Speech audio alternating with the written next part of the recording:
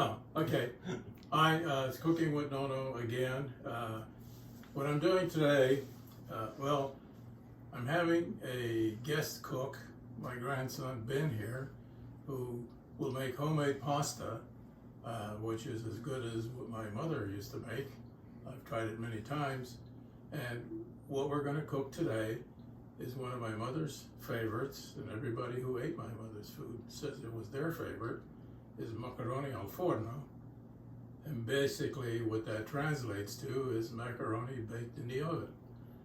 It's different from a lasagna because there's no cheese. It's just the pasta layered with ragu and topped with Parmesan cheese. Now, I've prepared some ragu that I made earlier to be used with the pasta. And tomorrow, or not tomorrow, I'm sorry, my next video, I'm going to do cioppino, which is an American dish of Italian origin, and I will describe that in more detail when I actually make the video. So, enjoy watching my grandson cook. He's very good, by the way. Well, thank you. Okay, so to start off with, you have a pile of half all-purpose white flour and half semolina flour. You don't really need to do half and half, but it's a lot easier to work with if you're just starting off to use half white flour and half semolina, because it's a lot easier to get white flour. So if you make a mistake, it's a lot easier there, and it's a little bit easier to work with because the white flour is a little bit finer and has a little bit more gluten in it, so it makes it a lot easier to work with if you do a half and half as opposed to just the semolina. But as a rule of thumb, depending on how many people you're cooking for, you want about 1 handful of flour for each person that you're cooking for. So since we're cooking for 4 people, this is about 4 handfuls of flour. So you want to make sure that your flour is well combined, or else you're going to have sort of a marbled effect in your dough, which isn't bad. It just sort of, doesn't look as consistent as it could be. So I like to start by the long process and messy process of combining the flours together on my board. I might add here too that this semolina flour is imported from Italy, so we want to keep it as genuine as we can.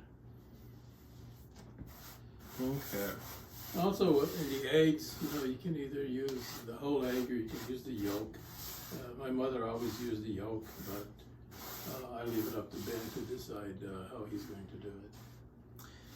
Yeah, you can really do it as you like. A lot of this is done by feel. There's no real, one perfect way to do it. So once you get the hang of it, it's really easy to adjust if you prefer just the yolk or the yolk and the white.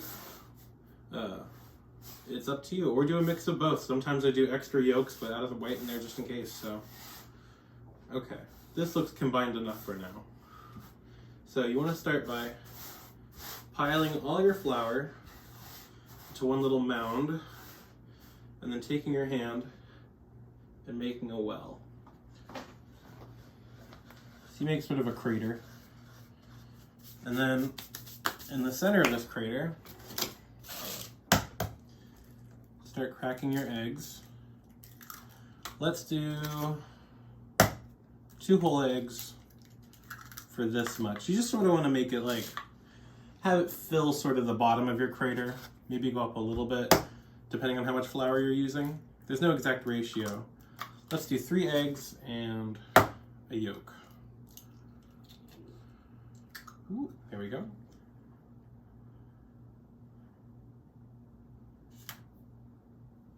And it's okay if you get your hands dirty with the egg because you're going to be mixing it up anyway. There we go. Okay, so once that is all in the center, poke your yolks, take a fork, and start scrambling, just like you're scrambling eggs for breakfast. This is just to combine the yolks and the white before you start incorporating them into the flour to make sure everything's all even. And you do this right on the board, and there's really no risk of spilling if you're, not flinging your fork everywhere, which, I mean, you could do that too, why not? Okay. So just keep mixing the eggs, and slowly the flour is going to start getting incorporated, and your eggs are going to start to thicken into sort of a custard. And so once you have your eggs are slightly thick, you can drop the fork, set it aside, and start combining by hand by just bringing in some of your combining it with your fingers, making sure not to break your walls too much or else you might start spilling. But here it's hydrated enough that it's not liquid anymore, so it's not going to go running all over the kitchen table. But be prepared for that to happen. Sometimes it does. Yeah, I guess in physics we'd call this the event horizon. But we're actually making pasta. Okay, and now this is the ugly part where it doesn't look like anything for a bit. You just sort of have a sandy mess. And so here you're just going to start pressing around and, revealing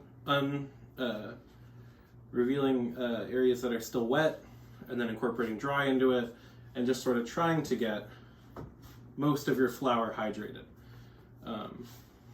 It will look like nothing for a while. But as you're going, just sort of pressing into it, pressing more flour into it, it will seem way too dry. It will not seem hydrated enough, and that's okay.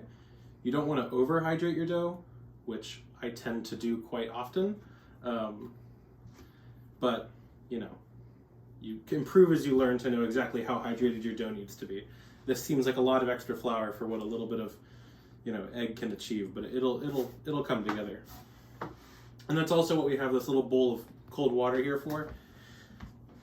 This is just if we need a little bit more liquid, but we don't want to add an entire egg later in the process. What my mother used to do when she made the pasta when I was watching her as a kid, she would dip her fingers in the water and just shake the water onto the pasta.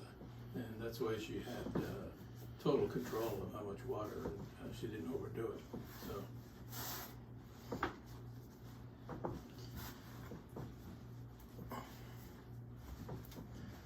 It is a bit of a workout, that too, but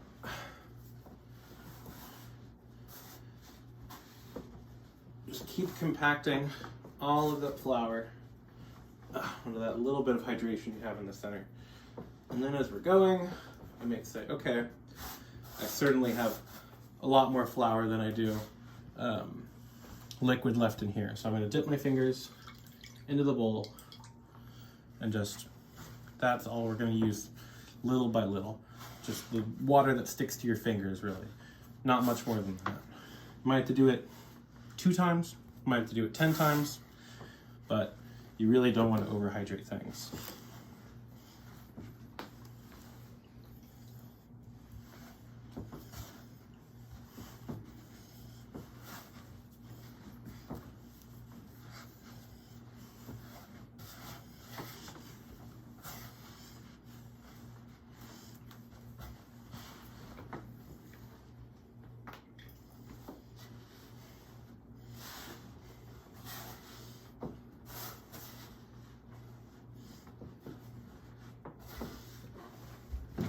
I'm going to stand up just because I need a little bit of extra leverage. Wow. Okay. We're getting there. I'll do 2 hands here just to get a little bit more, since we have a lot of flour. You also can cut this in half and start kneading them one by one if you don't have gigantic hands, which most people probably don't have gigantic hands. So Yeah. you could separate this into 2 areas and work on one at a time, especially since we're making this much. Yeah. Okay. Earlier on, Ben mentioned the gluten content here. Today the fashion of the moment is to buy gluten-free, and the only people who should be eating gluten-free are the people who have a gluten problem. If you buy gluten-free and don't eat it, you're just wasting your time and money. So It can also be very, very hard to make a pasta at home with a flour that doesn't have enough gluten, because that's the only thing keeping your pasta from becoming, well, oatmeal almost. It's the thing that binds everything together and gives it that really good texture at the end.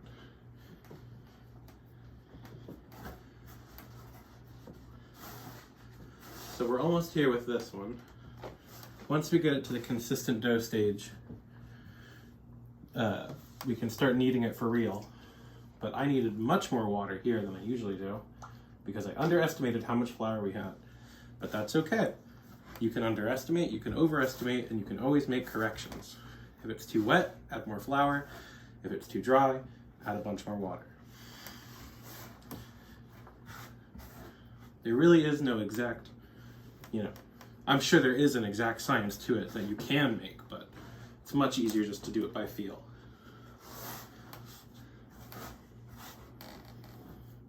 And again, doing it this way, you have here is real pasta, not that stuff that you get out of a pasta machine that doesn't even come close to real pasta. And don't get frustrated if it takes a while. It can take, 20 minutes just to start even getting close to a smooth consistency.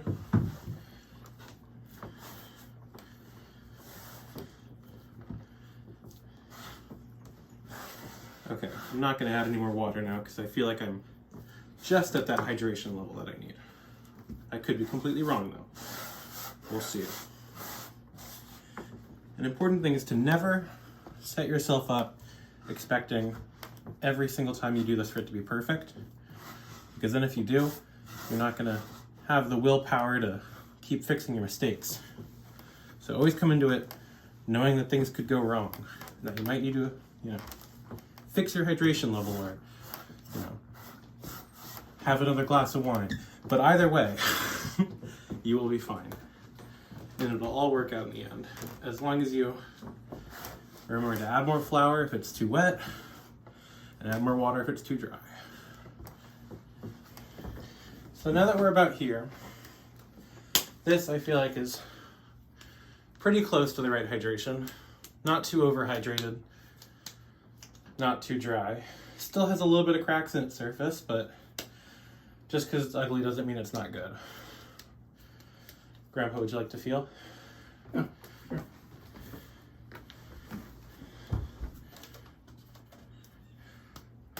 Nice and sturdy. Nice and heavy. Yeah, feels good. Okay, so next thing to do is let this rest. We need to make sure that we, double check. If you're like me and you have long hair, make sure you didn't get any hairs in your dough. We're good here, don't worry. But yeah. Don't have to worry about me in that case. Now, all you have to do is wait. So let's get some plastic wrap from the kitchen, and we can wrap this bad boy up and let him do his thing and hang out. Okay, so once your dough is just, covered in plastic wrap, try not to leave any air pockets or else it will form sort of a tough skin around your dough. You want to let this guy keep all of its hydration in it. You can just leave it on your cutting board, let it rest here for 30 minutes, an hour, 2 hours, and while you're doing it, it's a great time to clean.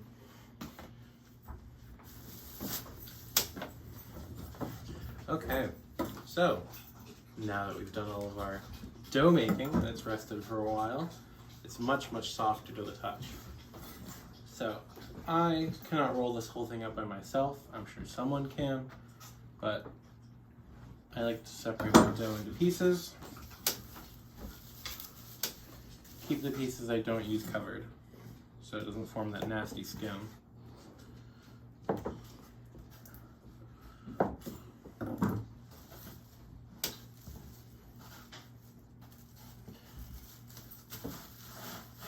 Okay. So most people, if they're looking to make pasta, probably have a rolling pin that's similar to this. This sort of, two-handed shape with a barrel in the center. This is fine. You can also just use a long cylindrical object, which is really what I prefer. a longer rolling pin will give you more control over how you distribute the weight, and it will make it easier to roll the dough over the pin as you work. We have one right here. Thank you. So, this works. It's a lot easier when you're getting started. This is a lot more user-friendly as it gets thinner. So, the rolling process does take a while. Woo! Should be down there somewhere. The rolling process does take a while, but just stay at it. It's going to take quite a bit to get it nice and thin, but just keep flipping and turning and flipping and turning. And the dough here is not overhydrated. That's why I barely need any flour on my board at all.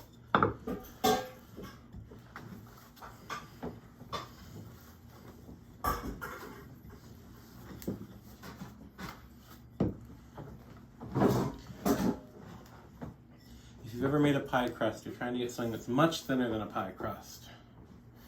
It should almost be like, well, you'll see later, but it should almost be like cloth instead of dough. Okay, so after a long and tedious rolling process, you should have something that sort of loosely resembles a piece of hefty cotton, perhaps, or a linen sheet. It should be thin enough that you can see light through it, but not so thin that it tears under its own weight. So we're basically ready to start cutting, maybe just a little bit thinner, but this seems to be about good. So let me get a quality check from Grandpa. Grandpa, could you come in here for a moment? Yeah. So I barely used any flour on the board for this because it really doesn't stick at all. Okay. Here, Grandpa, how does this feel? Yeah, it feels great. Okay. So once you have this, you're going to start cutting it into your desired shapes. If you wanted to do a long pasta noodle, you could roll it up like this and then just cut it into your ribbons. But for this recipe, it really doesn't matter the shape we're going to do, as long as it sort of, Chunks. works in what we're making. So let's just start by trimming off these ends, which we're still going to use, but it's a lot easier to just cut if you know that you're working with a more rectangular shape. So to make these noodles, let's say do a couple of cuts this way. Yeah. And No, leave them the way they are. do you want to do these long noodles? Okay. Yeah. So we'll do these long, almost lasagna-like, but not curled on the end. So What are we going to put them on? So when we put them into the water. well, why don't we grab a bowl? And then Grandpa, you can go grab any sort of bowl. Okay. So once you have your pasta all cut into your sort of rectangular-ish chunks, rest it on the side of a bowl, or really on any sort of surface that will keep it from sticking to itself, so that all of your pieces don't coagulate into one big mound and you have to re-roll it all out again. So once you have all your strips aligned on your bowl, just set it aside and you can start working on your next piece. And once we have all these rolled out, we'll take them over to the stove and start boiling them. Okay.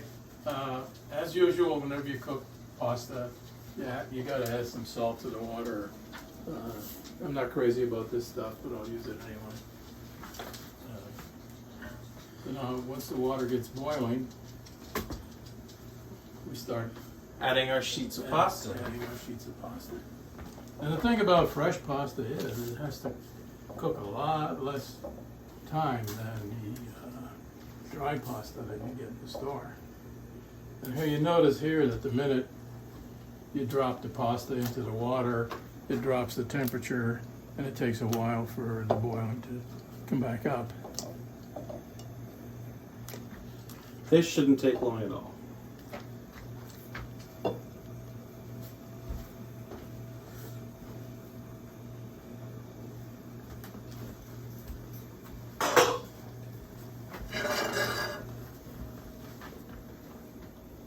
You want to fish them out or do you want to? I got it. Okay. Got a paper plate here to test it. You're going to use this? Yeah, that's usually what I use. So it doesn't look like they're sticking together, which is good.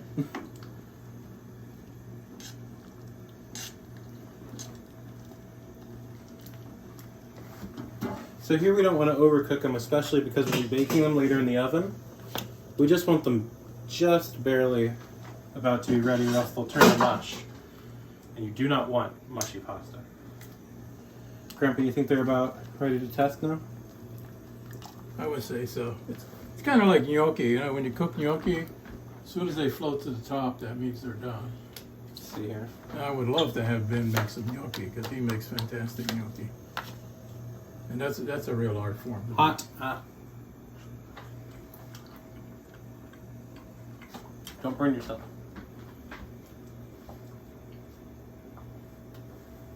Yeah, it's just about, yeah. Besides, we're going to bake them in the oven anyway.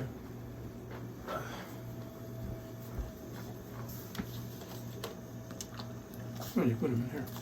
Oh, do you want to put them in there? Or do you want to start layering them? I'm going to start layering them. Okay.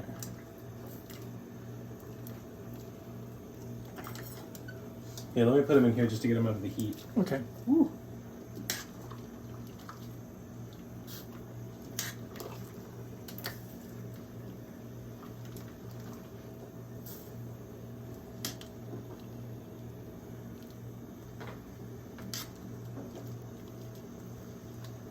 Yeah, we got more than enough. For sure.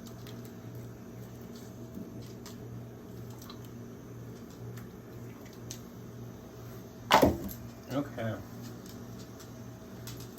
So now, Layer one. let's try to get this guy out straight. There we go. Yeah, I guess you're having a Julia Child moment too. Yeah.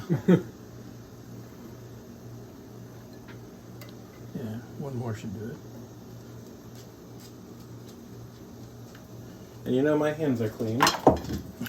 So. Well, you know, I mean, hands are one of the greatest tools that Italians use. I mean, Much easier to use your hands than the tongs. As long as your hands are clean, that's all that matters. Put some ragu in here.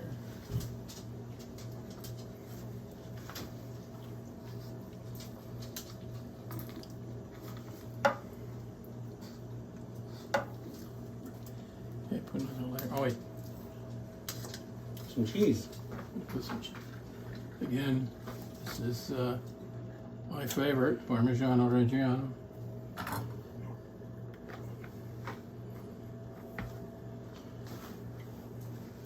If you have sensitive skin, this is not the job for you. You may find yourself with a lot of little burns after this.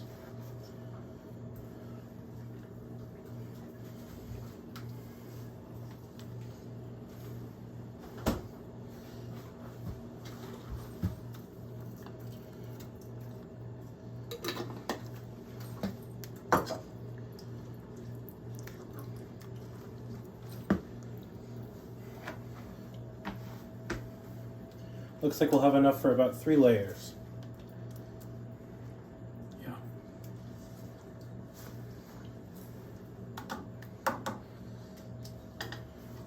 Ready for layer 3 almost? Oh, cheese. All right.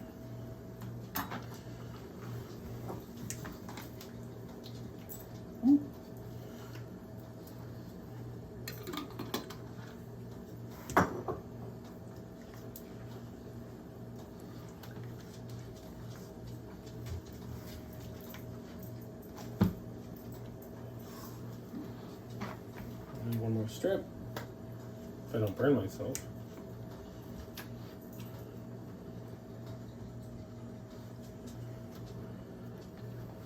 There we go.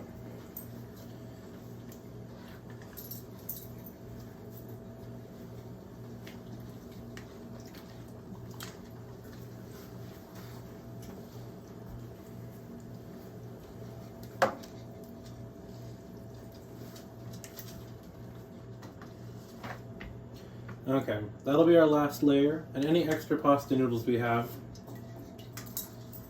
I get to steal. Turning out very good. Well, let's hope it tastes as good. And now, finish off the rest of the Parmesan here. I'll take a little sprinkle in this piece if you got any extra. This is for me.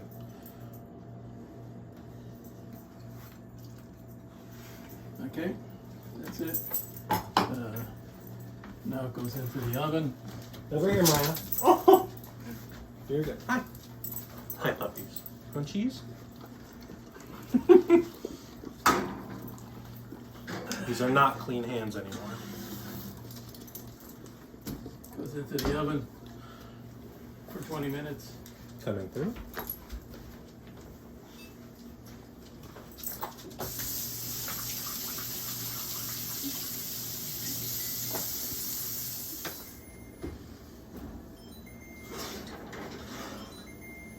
Anybody talking? You can. Go ahead. It's all done. Okay, here's the finished product. Come over here, Grandpa. Awesome. Why don't you get in frame? Yeah. Okay. So here's the final product, pasta al forno.